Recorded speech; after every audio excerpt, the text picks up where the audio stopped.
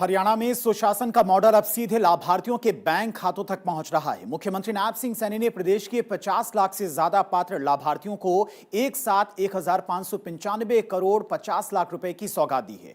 DBT के जरिए जारी इस राशि में महिलाओं, बुजुर्गों, दिव्यांगजनों, किसानों और जरूरतमंद परिवारों को आर्थिक संबल देने वाली कई योजनाएं शामिल हैं। हरियाणा सरकार का संदेश साफ है, योजना का लाभ कागजों में नहीं, सीधे पात्र व्यक्ति के खाते में पहुंचे।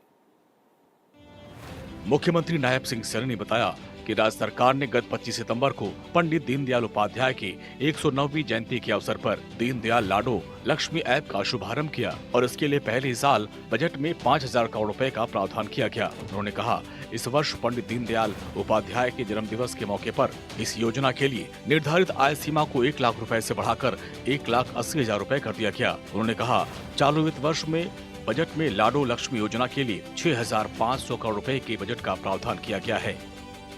हमने कहा था कि पंडित दीनदयाल उपाध्याय जी के जन्मदिन पर इस आय सीमा को बढ़ाया जाएगा।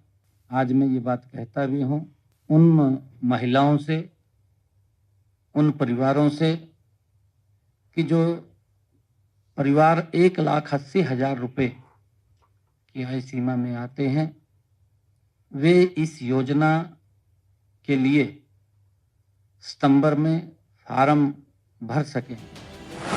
इससे अधिक पात्र महिलाओं को योजना का लाभ मिलने का मार्ग प्रशस्त हो गया है। मुख्यमंत्री ने 15 सामाजिक सुरक्षा पेंशन योजनाओं के तहत 34,93,978 लाभार्थियों के खाते में 1,124 करोड़ 94 लाख रुपए की राशि सीधे ट्रांसफर की।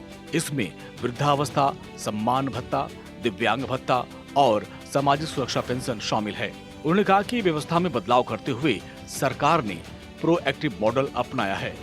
आज 15 हमारी सामाजिक सुरक्षा पेंशन योजनाओं के तहत 1,124 करोड़ 94 लाख रुपए की राशि हमारे जो 34,978 लाभार्थियों के बेनिफिशरीज के खाते में डाली गई है।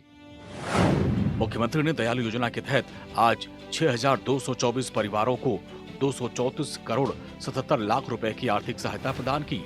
आज जारी राशि को मिलाकर अब तक 83,536 परिवारों को 3,152 करोड़ 48 लाख रुपए की आर्थिक सहायता प्रदान की जा चुकी है। मुख्यमंत्री ने बताया कि हर घर गृहिणी योजना के तहत 4,93,434 बहनों के बैंक खाते में जून माह में ही 19.17 करोड़ रुपए की सब्सिडी ट्रांसफर की गई।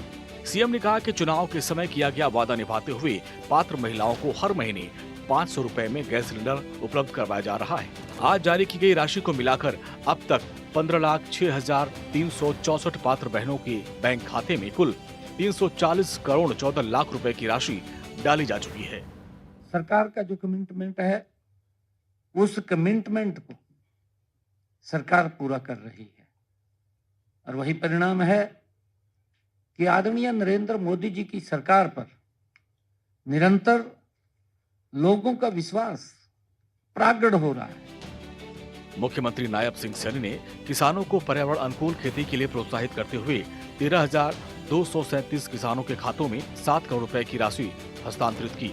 ये राशि खरीफ 2026-27 में 70,000 एकड़ के क्षेत्र में ढैंचा और मूंग को हरित खाद के तौर पर अपनाने के लिए जारी की गई है। आदरणीय नरेंद्र मोदी जी तो लोगों को लाभ पहुंचाने का घर बैठे ही काम कर रहे हैं। आप देख रहे हैं कि आज भी कई बेनिफिशरीज को अलग अलग विभाग के सीधा उनके खाते में लाभ पहुंचाया जाता है। मुख्यमंत्री ने कहा कि प्रदेश सरकार की नीति का केंद्र बिंदु पारदर्शिता, सुशासन और पात्र व्यक्ति तक बिना किसी बाधा के सरकारी सहायता पहुंचाना है। परिवार पहचान पत्र आधारित व्यवस्था, प्रत्यक्ष लाभ अंतरण और प्रोएक्टिव मॉडल के माध्यम से सरकार ये सुनिश्चित कर रही है कि पात्र नागरिकों को योजना का लाभ लेने के लिए सरकारी कार्यालयों के चक्कर न काटना पड़े। दफ्तरों के चक्कर नहीं काटने पड़ते। ये सीधा प्रोएक्टिव मोड में उसकी पेंशन बनती है जब वो 60 वर्ष का हो जाता है।